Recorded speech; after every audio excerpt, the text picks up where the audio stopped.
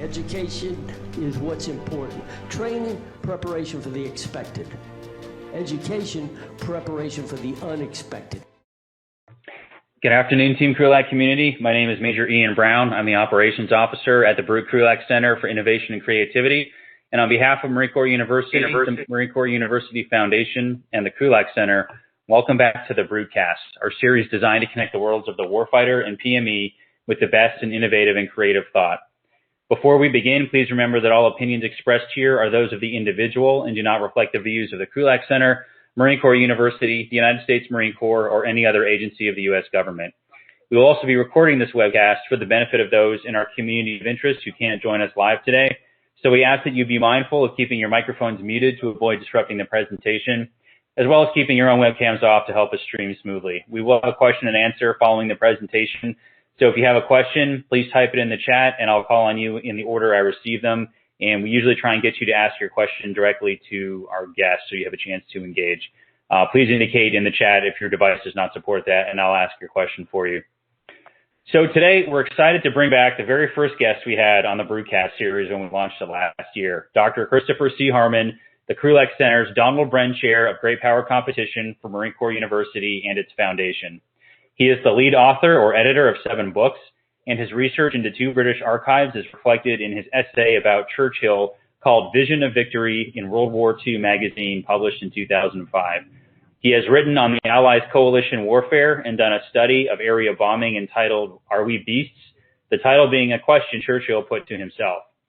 This month, Dr. Harmon concluded an elective course at Expeditionary Warfare School on Churchill and World War II, and he has taught many related classes at Marine Corps University's Command and Staff College and War College.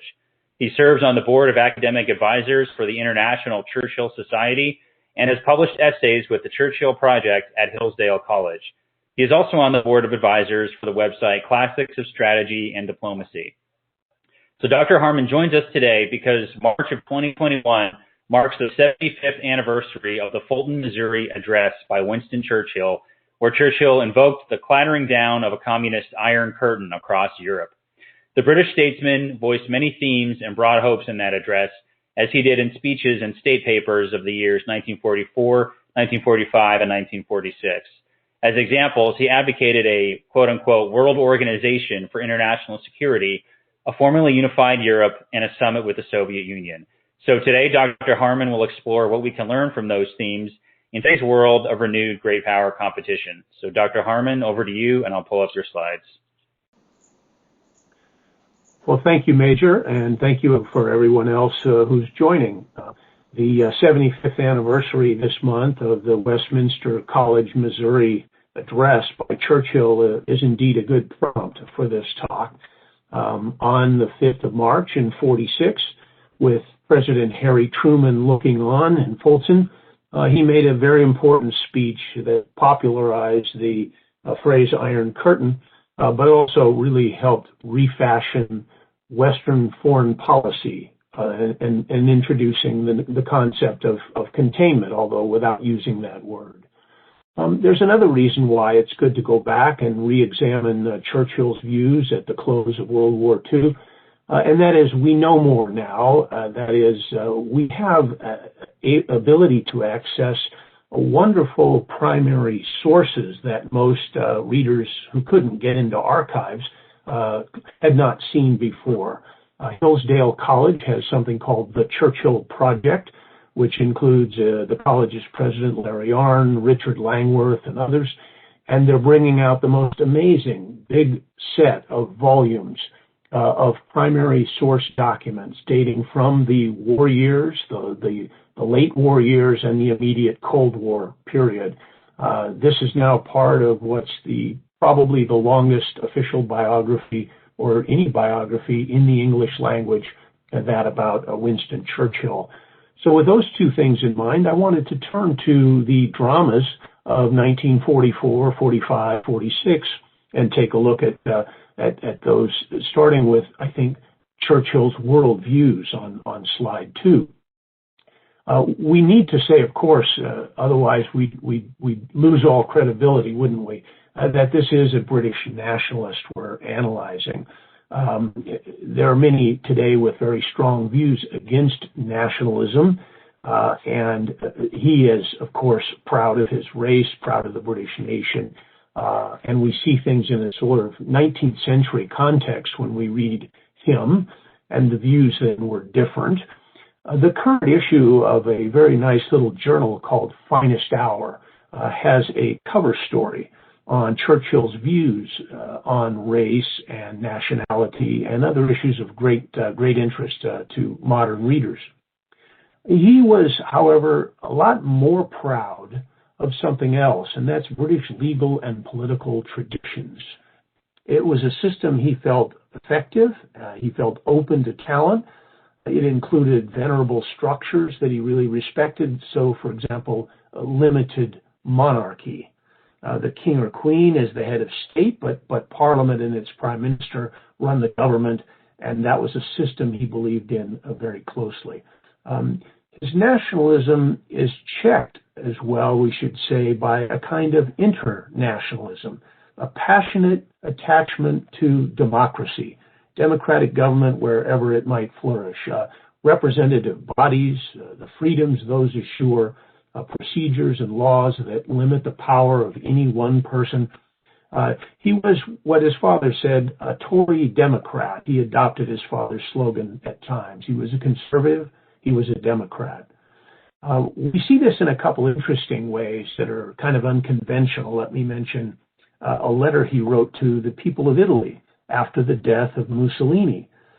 He wrote to them urging a return to the fullest folds of freedom.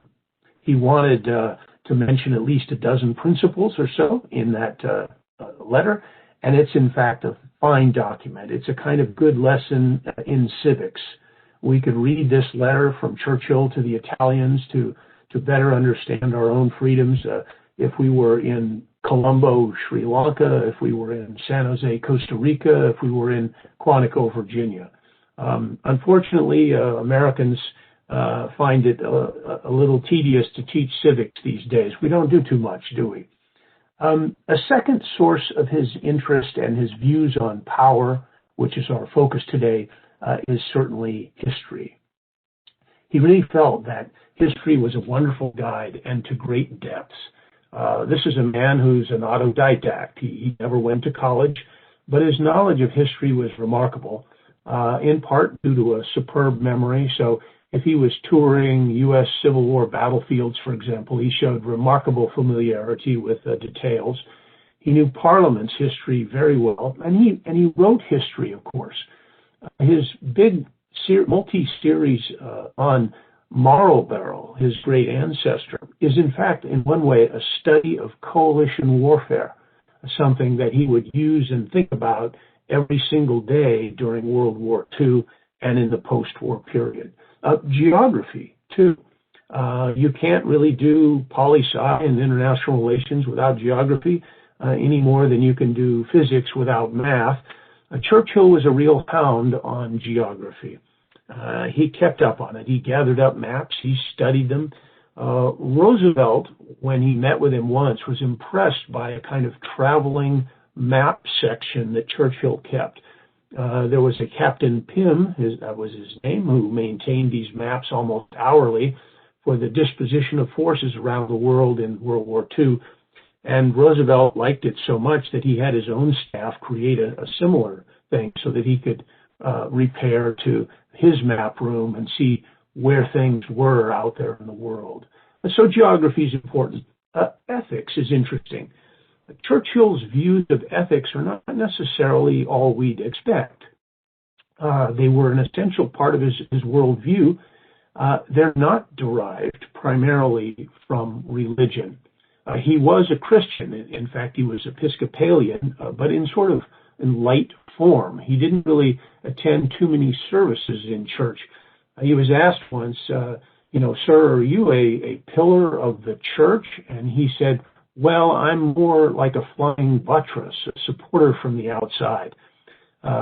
His ethics were those of a logician and of a very moral person. There's an interesting anecdote about him from his earlier years. a friend pressed on him a copy of Aristotle's Ethics. He said it was the greatest book he'd ever read, and he wanted Churchill to read it. And so Churchill did so, but then when he returned it, he said something interesting.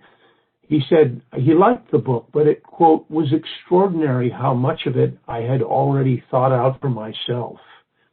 I think that's a thing very few people would say, but he did, and I expect he was responding honestly to his friend. I did spend a few months once while at the Naval War College studying closely the area bombing campaign, because I believe that was one of the great ethical questions of World War II. And I thought, this guy Churchill will be a good guide through those moral thickets and brambles, and he was. He was. So that brings us back to the subject of war, always close to Churchill's mind and heart. For him, human nature was a troubling thing. Men had a tendency to make war, and some of them actually liked war. And once or twice, Winston Churchill himself admitted that as a younger man, he had favored war too. He does see it as a kind of continuum in human affairs, and he judges that it comes and will come again, and preparing for it is an absolute necessity. But he does not go further than that. He was, for example, no social Darwinist. There were plenty in his day in the 19th century. Friedrich von Bernhardi is a very articulate one, a German scholar and general who wrote books in English and German prior to World War I. Churchill was not like that. He didn't think war was inevitable. He didn't like the notion of social Darwinism affecting statecraft. And he did not think, that war would somehow elevate the human spirit just because it was exciting, or that it would somehow improve mankind. He wrote, in fact, that intelligent statecraft was all bound up in the notion of preventing wars. And lifelong, his commitment to collective security reflects just that, reflects his worries about human nature and his determination to kind of counteract the worst side of it by being willing to work against war. Now, the next slide's about the state. So what are Churchill's views on the state in general? He thought the state could be something for ill or good. He thought the state was something that's definitely reformable. He believed in improving and reforming all the time. As a young minister, for example, he worked hard on prison reform. He helped David Lloyd George introduce forms of Social Security into the British government. He was for a well-designed state, and by that he meant that it would have somewhat limited powers at home. But he also, of course, favored great powers for a state abroad. It should be liberal at home. It should be powerful overseas so as to protect the homeland. I noticed that in many of his state papers and books, he's not really very quick to criticize most states in the status quo. He tends to be almost benevolent, usually, unless it's turned into a nasty war-making sort of entity. He was, however, more judgmental about named leaders. He did that frequently. He was judgmental about the powerful. He held them to a very high standard. And in doing so, in judging power and powerful people, he does say a few things that strike us in the modern times as maybe not being the same thing that a leader would say today. A couple of examples. He was quite the fan of Napoleon. He admired him greatly, doubtless in part because of the intelligence of the Napoleonic law code.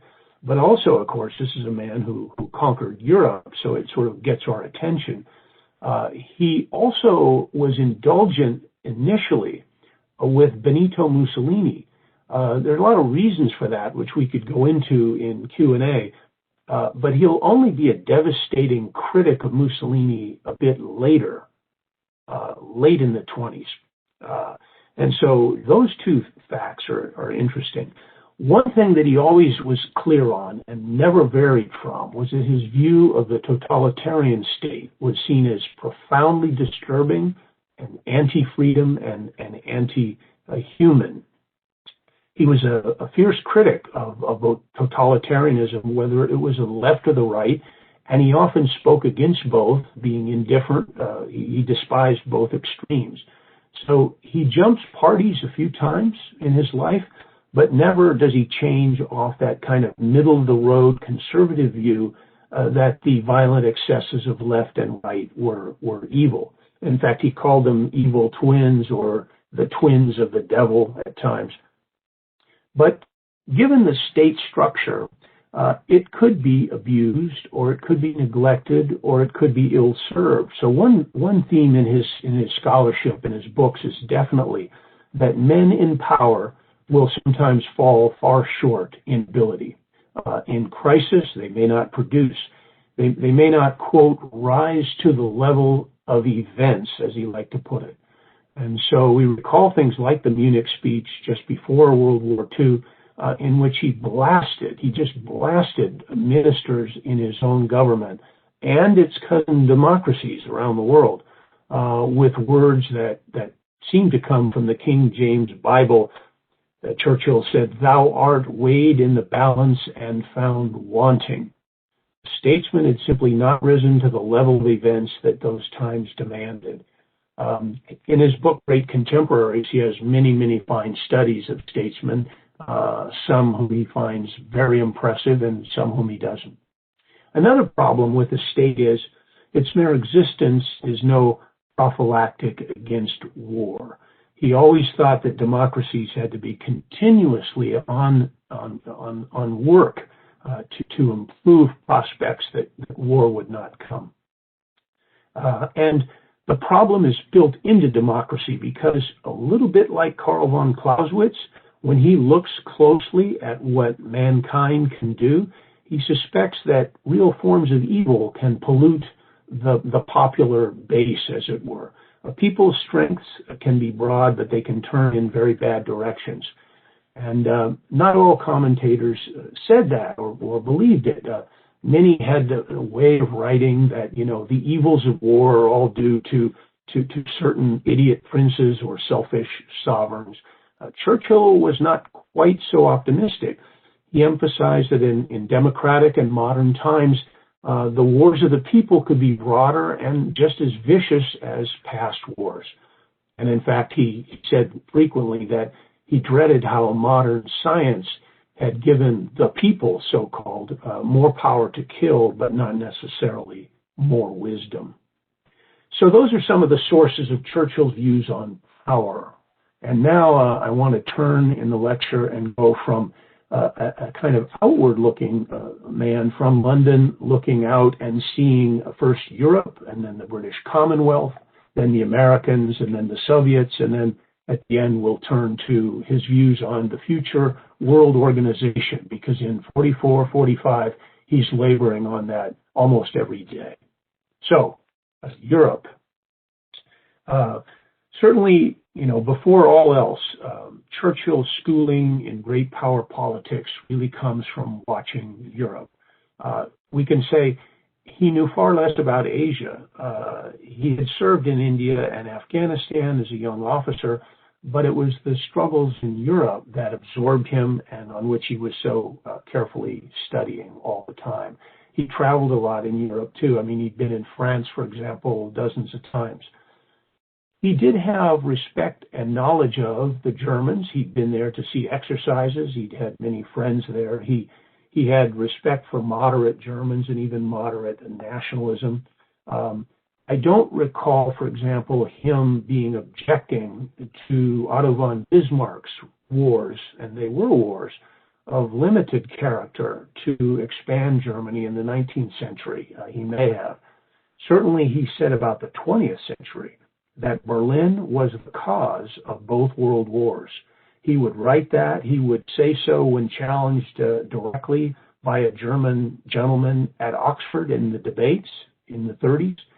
He did believe you could point the finger to a cause of both wars, and he blamed German nationalism for that, and he was not embarrassed about it.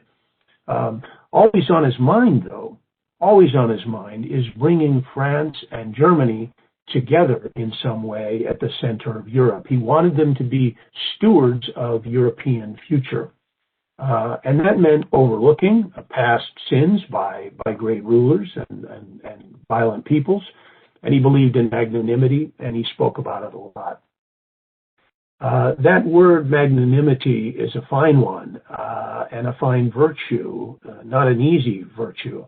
The first time it appears, as far as I can see, in a really public way, could have been right after World War I.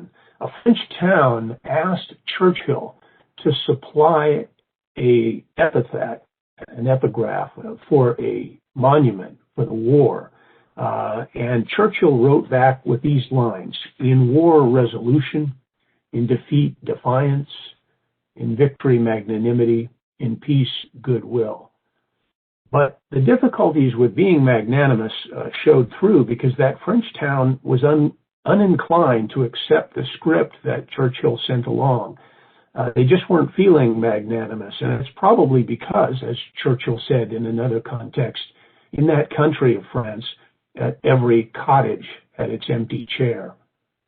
So the words were disdained for the moment, but he saved them, and he built them into his famous 6 books about World War II. And he, of course, did follow the theme of magnanimity in his own life. A good example is he had once believed in the partition of Germany during the war, and he reversed that position and went against partition for the post-war period. To hatreds then and to a tendency of war, Churchill's view was always to keep working all the time to keep the peace. And in Europe, what that meant to him was a concept of the United States of Europe. Quite an unusual idea. One of its best spokesmen was an Austrian aristocrat named Richard Coudenhove-Kalergi. He devoted his whole life in the 20s and 30s to promoting this notion of a unified Europe.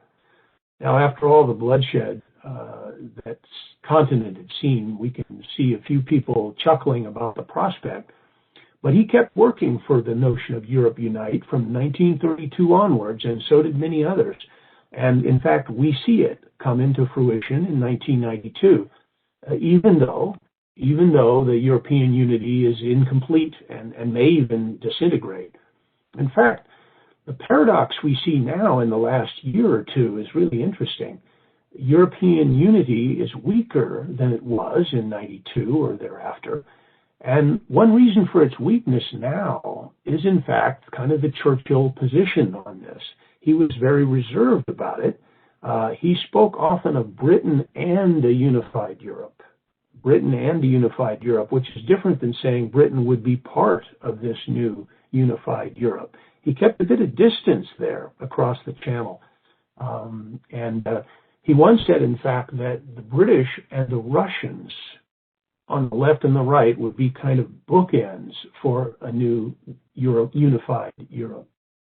So this is an area then which Churchill saw as defined by its struggles with neighbors, with outside empires and such. And for the future, he hopes it's going to define itself in a new way with unity.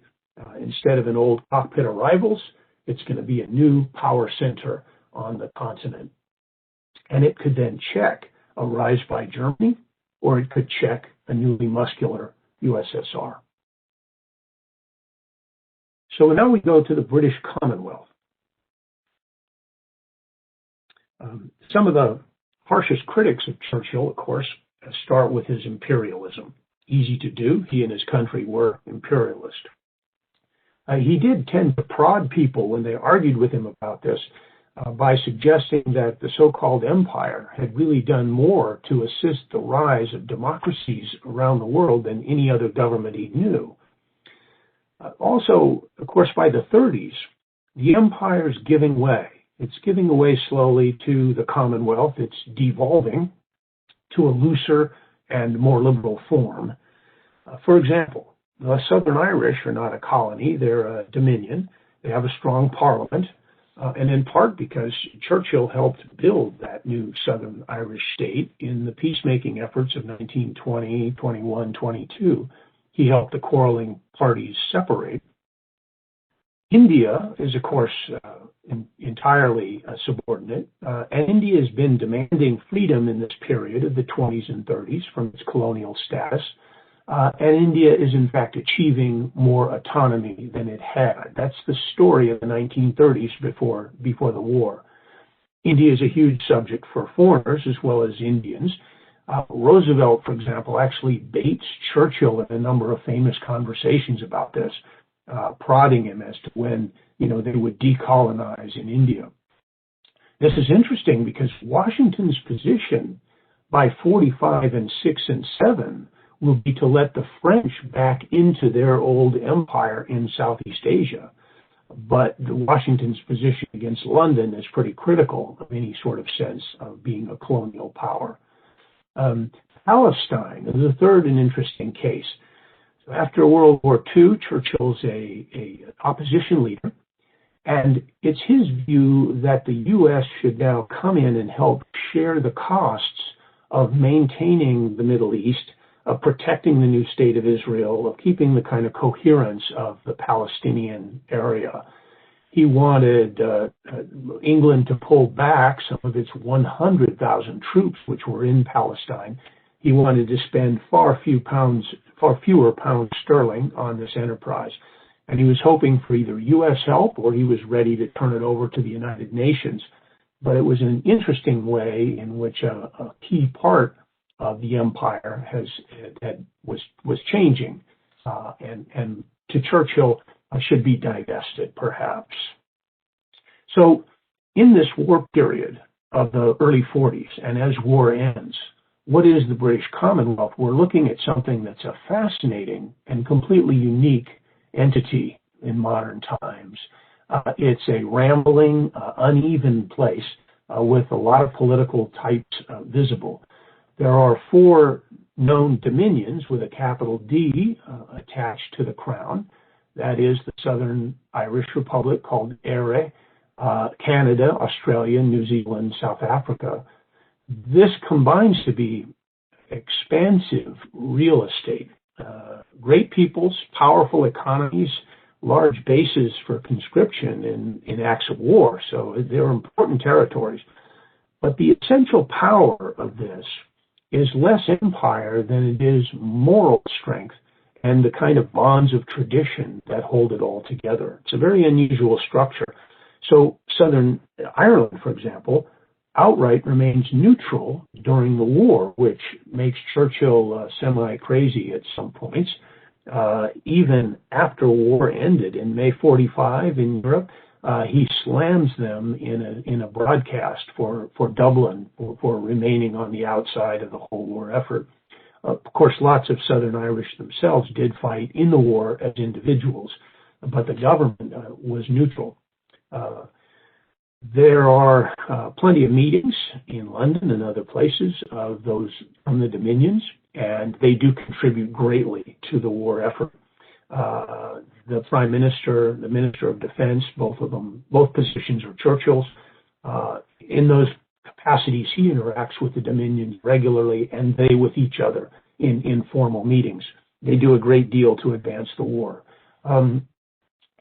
Churchill's relations with some of the dominions are separately interesting. Australia, for example, a new man coming in as war is getting underway, John Curtin, doesn't start out well in his relations with Churchill. He publishes an op-ed in the newspapers which basically irritates London by suggesting there are problems with British war leadership. They're not paying enough attention to Australia.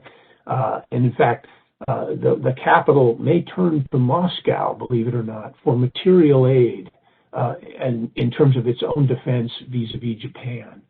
You can imagine how that's received in London. You've got English and British folks desperately aiding the Soviet Union to try to keep them in the fight, and then the Aussies saying they might go to the Soviets for material aid. It's really quite something. The partnership, however, improves. And, for example, with respect to Peter Fraser of New Zealand, Jan Christian Smuts in South Africa, these are examples of long-standing relationships with Churchill and really excellent working relations during the war. From the Commonwealth now, we'll turn to the Americans. And this is, of course, not any constitutional relationship, but it's one of great intimacy, right? There are 11 meetings between Franklin Roosevelt and Winston Churchill during the war. There are over 1,900 messages that go back and forth between the two leaders of government. We aren't in any doubt why Churchill uses the term at Fulton of special relationship. That's pretty clear. And in fact, there are, I would say, multiple wheelbarrows full of books and articles which talk about the warmth in this relationship, the success of the Brit-American partnership. Roosevelt was a phenomenal host, and he was famous for being upbeat. Churchill was also well known for his optimism, his good attitude. Churchill was openly friendly. He liked to tell stories about his mother, Jenny Jerome, coming from New York. He was extremely good with the press. He really had a practiced approach to the press. They didn't always appreciate his position on every issue, but they loved him as a personality. So in early 46, for example, he gets off the boat in New York, the Queen Elizabeth, and he debarks and meets a lot of the press, and he's as practiced with them as any excellent comedian could ever be. He's absolutely witty. The press loved him in these kinds of engagements. So it all helped win over the population. Relations on the military level are known for their stresses, as in, for example, the memoirs of Alan Brooke. But in fact, they go pretty well. They go extremely well for most observers and participants. They are eased by Churchill's warm view about people like George Marshall, like the Office of Strategic Services Wild Bill Donovan. His tribute to Ike, to General Eisenhower, just glows on the pages of his World War II history, and he attributes to Ike much of the progress they make in coalition war. Believe me, coalition war is a key to why this one is a victory. He says of Ike, for example, quote, "Unity reached such a point under him that British and American troops could be mixed in the line of battle. Large masses could be transferred from one command to another without the slightest difficulty, and at no time has the principle of alliance between noble races been carried and maintained at so high a pitch." Now, at the political level, the White House level, with the presidents, of course, the Roosevelt relationship is famous. Harry Truman seems to like Churchill almost as much as FDR did. Certainly, they both have a lot to like about each other. And then you get the election of Eisenhower as president. So at the White House level, this is an exceptional relationship. There's a fine German scholar's book named Churchill's Cold War by Claus Loras, and it identifies his approach to diplomacy, not just with Americans, but with all, as, quote, personal diplomacy. And that's not a bad phrase because he didn't really have or follow a school of diplomacy. It's not easy to peg him that way. And in fact, while he, I think, would have loved reading Kissinger's famous book later called Diplomacy, I'm not sure if Churchill could have written or would want to write such a book as Kissinger wrote. But personal diplomacy is a good phrase because, like Roosevelt, Winston Churchill really believed in those personal emissaries. So many of them are famous in this war, especially Harry Hopkins. These fellows often ran right around the foreign secretaries of the two governments, and they did it at the behest of the principal leaders. They caused plenty of headaches for their own bureaucracies in this way. But both Roosevelt and Churchill liked the use of personal emissaries. Now, nothing's ever perfect. This is a working partnership. These are separate countries. The British are the old imperial rival to the American Republic. Churchill runs into some limits, of course, in his hopes for American relations. For one thing, The Commonwealth's quite protectionist in economic terms about what it wants the post-war to look like. For another, there's war debt. The British emerged from World War I with big debt.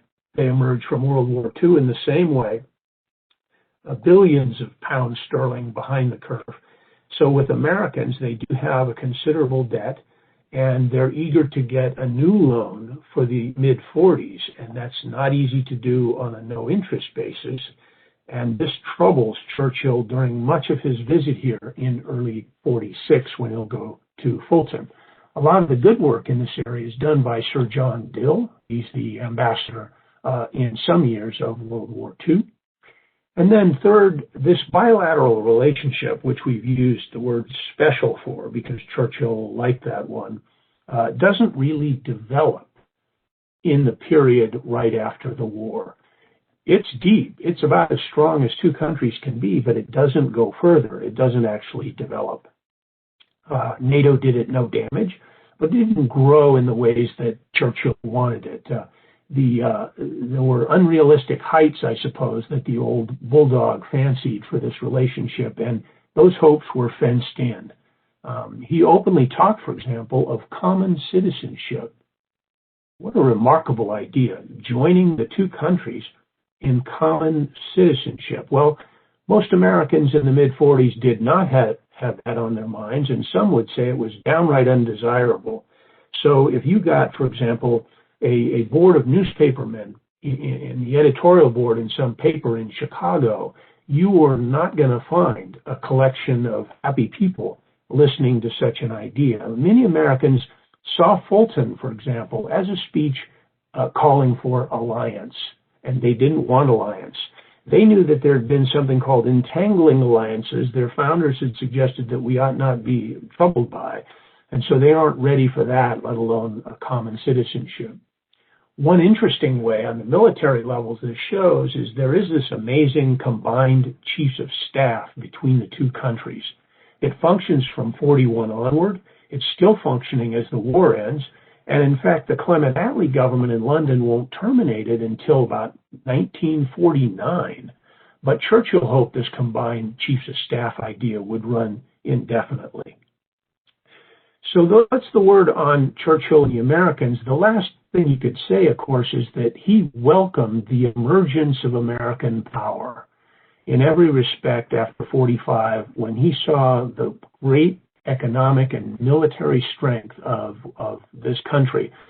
He welcomed it, and he was glad for it, and he was sure that it was a force for moral good.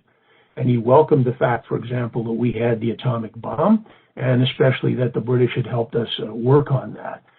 He saw the bomb as literally a revolution in world affairs. That's a phrase from him, which reminds me of a much later term in military theory, of a revolution in military affairs, which I'm sure the atomic bomb is. So that brings us to the Soviets, who will be a few years behind till they have their atomic bomb. The slide doesn't show Russia, but that's the way Churchill would have titled it. Churchill loved anachronistically to speak of the Russians and Russia when he really meant the Soviets. He thought the entity unnatural, and maybe the Union of Soviet Socialist Republics is just a little too long and clumsy.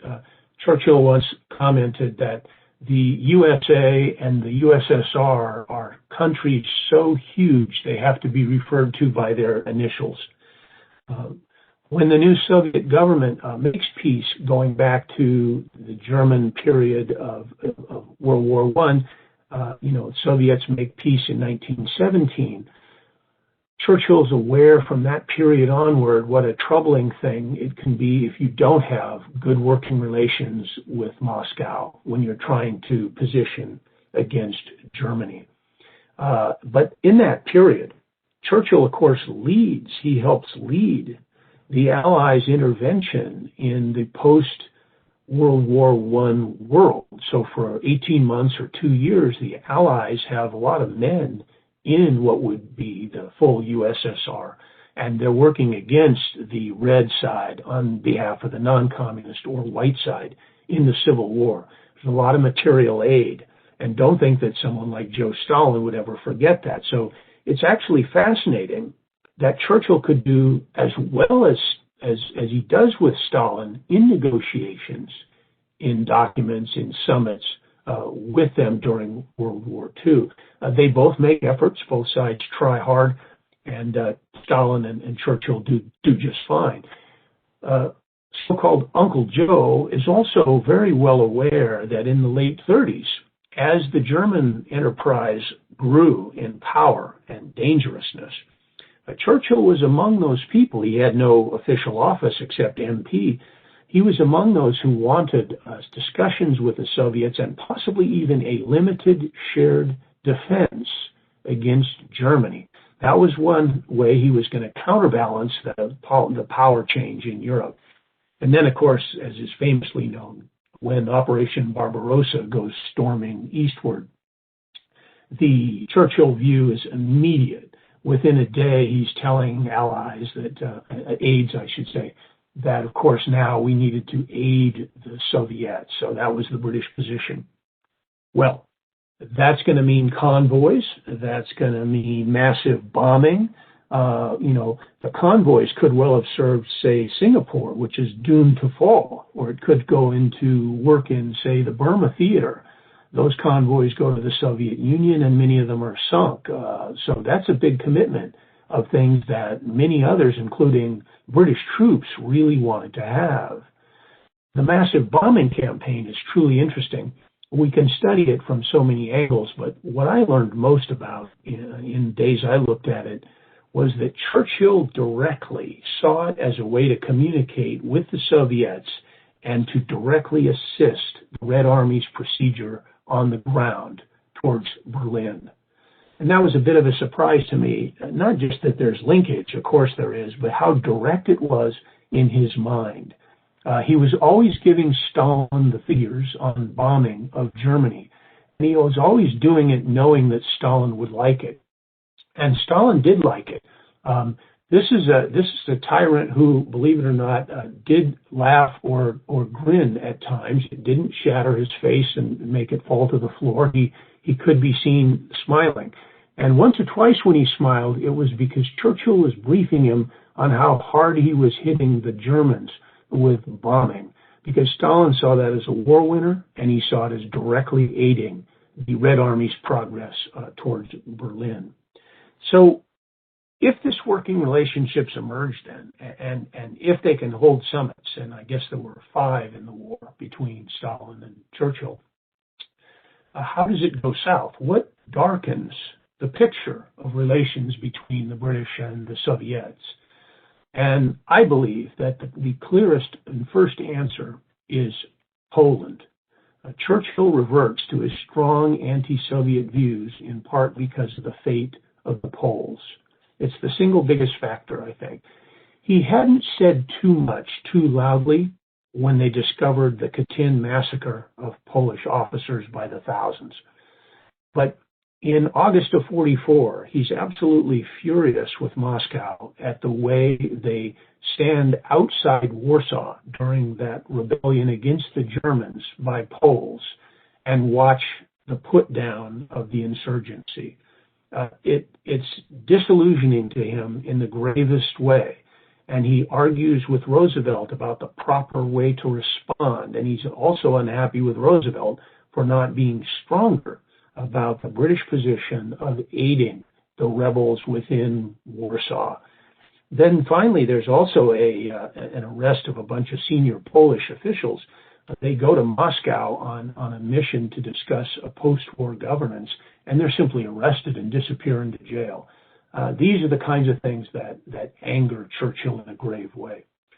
So Poland, there are some other factors that kind of compound his worries, not to mention similar stories about many of the East and Central Europeans.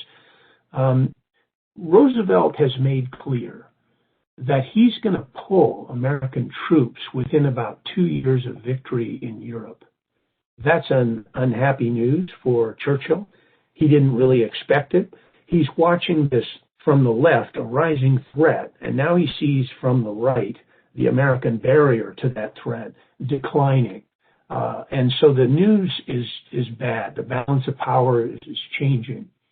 And this sense of American departure and Soviet encroachment gives him a most unusual sense of urgency, and it bothers him incredibly. This helps us explain, I think, one of the strangest things that Churchill does in the war, and the morally the most equivocal, I'm sure, in the war, which is his percentages agreement with Moscow, done in October of 44 with Stalin, where he basically suggests there could be spheres of influence in Europe, and he tries to secure certain Western interests, especially in Greece. It's a very questionable decision he makes, but he's driven, I think, by the notion that the Americans are going to go and the Soviets will stay. There's also the other fascinating thing of the withdrawal of Allied forces. So there's a period right in late April, early May, when, to suit political boundaries established in conferences, Westerners actually remove their troops from a long band running north and south of territory, some 400 miles long. The West, peoples like Patton's Third Army, actually retract. They pull back on government orders for as far as 50, 75, even more miles. That's a long front. It's a big action, and it's designed to moderate the questions pressing everyone at the end of the war. But Churchill feels that withdrawal is a major mistake, and he's not happy about it. So those are some of the backdrops we're seeing when we get to Fulton in 46. And so there we are. We're there with him, with Truman. Much of the world is watching. In the speech, he's going to mention the Iron Curtain clattering down. He's going to say this, from what I've seen of our Russian friends and allies during the war, I'm convinced there's nothing more they admire so much as strength, and there's nothing for which they have less respect than for weakness, especially military weakness. And for that reason, the old doctrine of a balance of power is unsound. So Truman, he thinks, is a better realist than his old friend Roosevelt. And in fact, the historian Martin Gilbert, the official biography of Churchill, seems to agree. He says there's a remarkable coincidence, and he attributes some cause to the coincidence, that within a few days of the Fulton speech, good things happen, especially Soviets announcing they will, in fact, fully withdraw from Iran, which they had once said they would do and then refused to do. So at Fulton, we see an amazing speech. We see a powerful speech. I mean, it suggests that the pen can be a very mighty thing. But notice the pen is backed by power. And behind the pen is a wall mount showing two very good swords that are crossed. And those belong to Britain and America. And their pressures, some feel, helps push the Soviets to leave northern Iran. Okay, we must now turn to the World Organization and Churchill's views on that. He sees British power waning. He sees the U.S. leaving. He sees all the post-war problems, which will be desperate. He wants, for all the years of the war, for there to be some kind of world organization. He added, you'll remember, in the Atlantic Charter, done with Roosevelt, he added words himself about a kind of permanent system of security, and he clearly meant a structure. So by mid-war, the Allies are calling themselves the United Nations, and of course that will be the formal name of the organization that emerges after the war. He thought it would be run, obviously, by parties including Britain. He called it sometimes a Supreme World Council. He sometimes called it a World Peace Council. And this is striking, I think, that he did want something like a world organization. We do tend to think of him as a realpolitik man. And I have tried to argue today there's some definite limits to that. Remember, he actually backed the League of Nations, too. He once wrote a pamphlet supporting the League of Nations when it was new. And in 1943, He comes to an important meeting with senior Americans, including our vice president, in the British Embassy in Washington, D.C., and he brings up the League of Nations in terms of his thinking about post-war, World War II. He brings up the League, and he says that he supports it, and he said that people accuse the League of failing, but in fact the world failed the League. So everyone agrees what was needed was a more muscular organization. And this would be, for example, built on and would protect some regional entities that were going to exist too, like the Commonwealth, maybe a Balkans League with Turkey, maybe a Scandinavian League of some kind.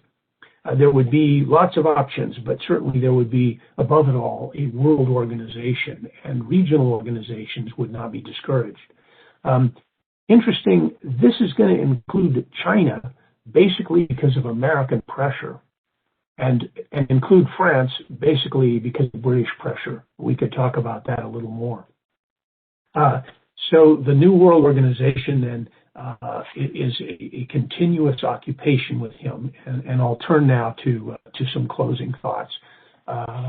My slides 9 and 10 bring us to the end. I think there are probably very few history books that are as well named as Triumph and Tragedy. This is the last of his 6 great volumes on the war. He saw in May 45 in Europe a tremendous power and victory. He saw the war as still unnecessary, but it had become necessary. Now victory was determinative. It was going to liberate tens of millions. It was going to destroy the fascist states. It was going to lay the foundations for post-war power. All of that is important to him. He welcomed the Americans into the game.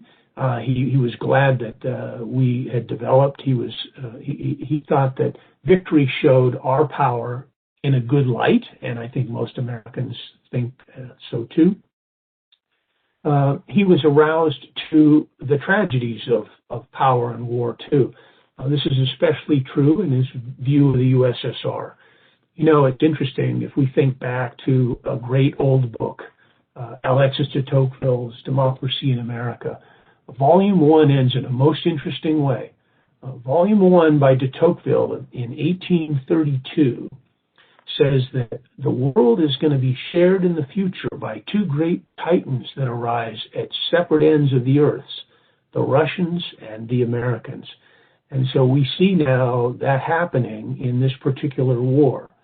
I also think that the post-war reminds me of another early 20th century book of greatness by Halford J. Mackinder. His view, this geographer made speeches from 1904 onwards. Mackinder's view of Europe was that if anyone dominated the so-called world heartland, and believe me, the Soviets in capturing Eastern Europe do have that they would be in an amazing position of strength. So Churchill sees that evolution, but he also sees it coming not with a beneficent government, but with a totalitarian one. So there are many reasons for seeing the view of the war as a tragedy. There are also some reasons why he's always the eternal optimist, and that's one reason people like him. He was always for peacemaking. He was for helping the Germans in their hour of defeat, and he had been after World War I, too. He said that Germany should not be excluded from this new security architecture, and it would not be. He also tried to advance peace by working closely with the Americans. He felt that we were a force for good and we would be good in international relations. And he always sought a summit. He wanted a summit with Stalin in the war many times. After the war, he wanted a summit with Stalin. And even after Stalin dies, Churchill favors a summit with his successor in Moscow. There are many opponents of that, including Eisenhower when he's president. But Churchill's view is for a summit. He always thought it would be good to talk. So looking at our last slide, we can't really say that this man is a Lord Palmerston, who's kind of famous in IR for saying, we have no eternal allies, we have no perpetual enemies, our interests are eternal. Churchill didn't think quite that way. He was too sentimental to about his friends and too morally indignant with his enemies to act exactly like that. He was also too militant vis-a-vis hostile ideologies like fascism or communism to be a pure realpolitik man. And finally, he's, as we've seen, a real apostle of representative government, whether it's in the limited monarchy of the Brits or a more pure democracy. I always like that Italian letter I mentioned from the wartime. I like, too, a thing he said in the Commons. He made a speech in the Commons, which is a lot like his letter to the Italians, a real paean to democracy. He says, at the bottom of all the tributes paid to democracy is the little man walking into a little booth with a little pencil, making a little cross on a little bit of paper. Great use of understatement. This is one reason this man will be getting a Nobel Prize for Literature one day. But also doing that and that in the Commons and holding such views helps us understand why Americans like this man so much and why the British like him so much. And in terms of his views of power, one of the things we can see in that short closing quotation is that for Churchill, a Tory Democrat, the real foundations of power start in democracies with every man. And I'll stop there now, and if any discussants want to come on, Major Brown will handle the questions, and I look forward to the discussion with you of your own views on these subjects. All right, great. Thank you very much, Dr. Harmon. And I do have a couple questions to kind of get things going. And for everyone else in the audience, you can feel free to start indicating you've got a question in the chat, and I'll call on any additional ones.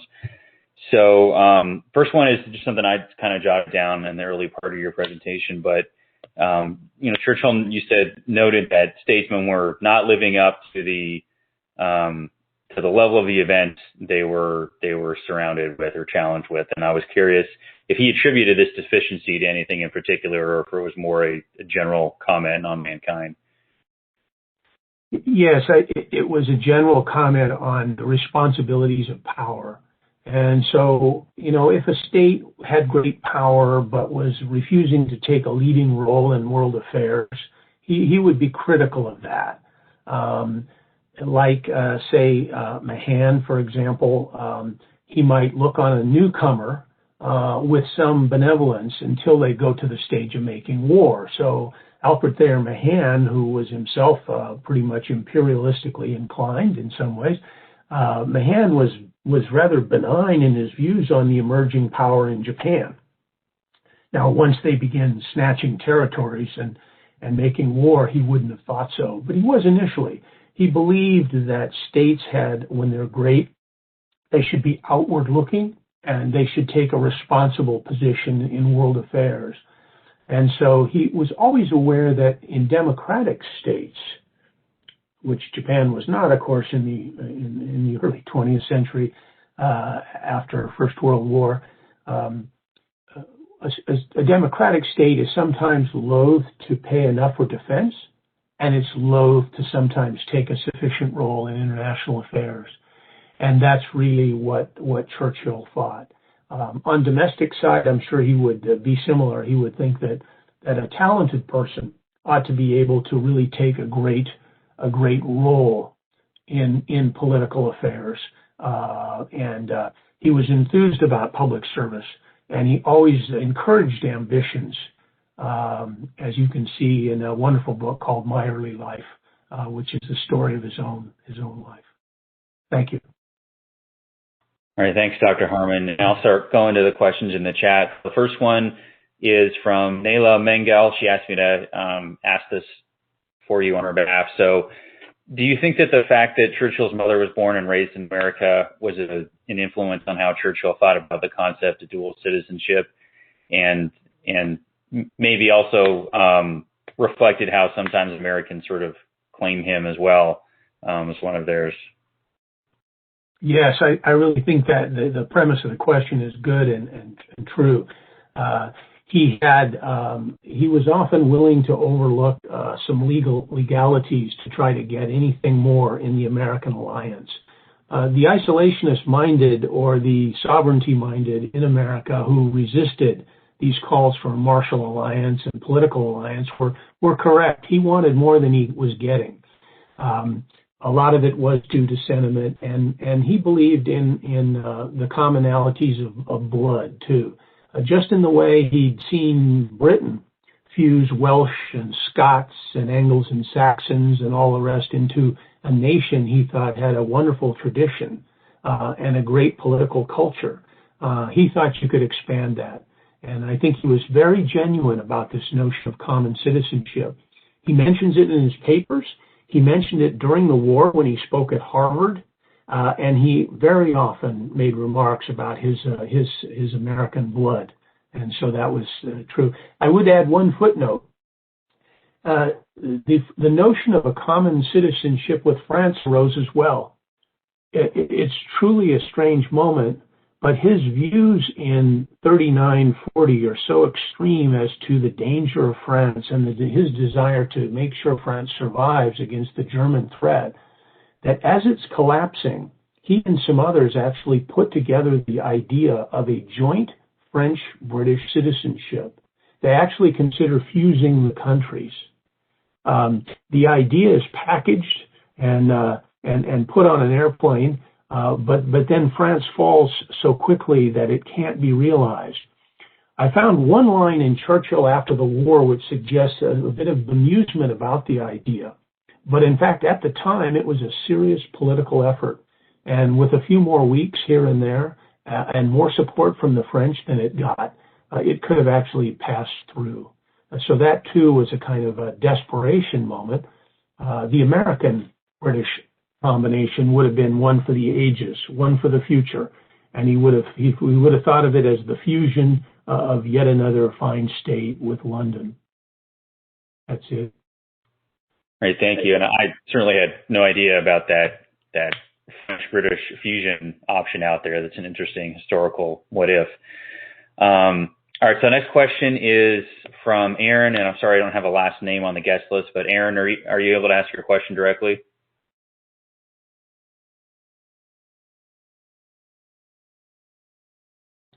Yeah, I'm here. Hi, Chris. Aaron Danis. So how you doing? So I had to find, there's so many of these online systems, and they all have the microphone in a different place. My question was this: if Churchill magically popped back alive today, what would he think of the alliance with the United Kingdom? Would he be happy with it? Where would he find it lacking? Where would he find that things had maybe improved since his time? Yes, I think he would want enhancements, but I think he would not be unsatisfied. As the war ends in 45, and people start thinking ahead about a European defense community, he wants to stay outside that structure, and we see that they do. And we see that the notion of a unified Europe is not one in which London is going to be in fully. They're going to be a supporter more than a participant. But as NATO comes along, I think he was very pleased about the creation of NATO because it underscored the kind of transatlantic alliance in which he believed, and it links British interests directly with those of Washington.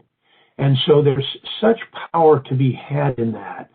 And you see it on so many levels, especially the sharing of secrets, what a modern analyst talks about of the Five Eyes relationship and intelligence, and in so many other ways, the kind of collaboration. And I think he would have been very pleased that he could help build that kind of relationship. So I without trying to venture what he might have thought about any given political problem out there, I think he'd be pleased that this alliance has stayed as long as it did. I know he'd be intrigued with the question of whether it can survive the collapse of the Soviet Union. It did, and many generals and statesmen think they're glad it did. And I suspect he'd be very glad that NATO is a continuing enterprise and is not just a military anti-Soviet function. Thank you very much. All right, and thank you, Dr. Harmon. And then, so I just had one more question that kind of popped in my head, and then barring any further questions in the chat, we're been about an hour, so we'll probably wrap it up after this. But I was wondering your thoughts on, Churchill the threat of, a rising Germany. There was a very obvious kind of militant component to it. It's very easy to point and say they're taking over territories with armed forces, and expanding. How do you think he would approach the what do you want to call it, gray zone or hybrid, or the soft approach of other competitors today, where you don't necessarily have people in gray uniforms marching over a border, but you have more economic encroachment, political encroachment, even media influence encroachment to achieve those objectives. How do you think he would sort of approach that and try and push back against it? It's a hard question and a good one. I think in many cases in the post-World War II era, Major Brown, he was pretty worried about the use of troops abroad, and he had a fairly conventional view about violence abroad. He was loath to see the U.S. get in too deep in Vietnam, for example. I think, however, on the soft power side, he's one of the greatest and most inspirational figures we've seen in modern history. He really understood public diplomacy with a seriousness and depth that I think even many American public servants don't now. He was better at it, but he also saw the viability in it. In other words, during the war, he did try to set Europe ablaze with his special operations executive and all, but it did not really go very well most of the time. And in the post-war period, he showed a certain reluctance to do some of the forcible things that the limited war folks or the gray area operations proponents would do. But on the side of rhetorical, cyber, radio, press, public diplomacy, high-level diplomacy, economic pressures, all of those, he would have been all in for different, forms of conflict short of war, but perhaps less with respect to sponsoring overseas guerrilla fights. Great. Thank you very much, Dr. Harmon. And okay, it looks like we're at the end of our questions there on the chat. And like I said, we're about at over an hour now. So Dr. Harmon, thank you for coming back again. We've sort of come full circle now after we started this thing about a year ago. So we're glad that the cycle has continued and we're able to keep having our Bren chairs here to support the broadcast.